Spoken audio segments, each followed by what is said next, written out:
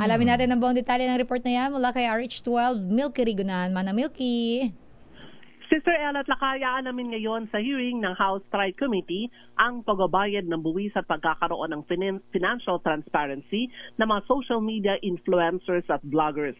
Kasama si BIR Commissioner Romeo Lumagi Jr. at miyembro ng kanyang grupo sa mga inimbitahan sa joint hearing ng House Committees on Public Order and Safety, Information and Communications Technology at Public Information na nag-iimbisiga sa paglaganap ng fake news sa mga online platform at kung tamang dinideklara ang mga digital personalities ang kanilang kinikita.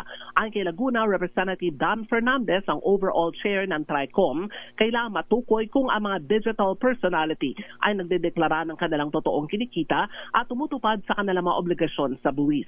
Sabi ni Fernandez, ang hearing ay layuning masilip ng mas malawak sa patas na pagbubuwis dahil hindi maitatanging malaki na ngayon ang kita sa mga online content. Kasunod nito, sinabi ni Fernandez, hihilingin nila sa mga vloggers na isumite ang kanilang income tax returns para masuri ng BIR. Paliwanag ni Fernandez kung kumikita ang mga vlogger sa kanilang mga content. Maging ito ay sa pamagitan ng ads, sponsorship at monetization scheme, dapat buwisan gaya ng mga iba pang income earner. Matatandaan, naglabasan ng kautusan ng BIR noong pang 2021 para sa obligasyon ng mga social media influencers na magparehistro, mag-file ng income tax returns at magdeklara ng lahat ng kita na nagmula sa digital platforms.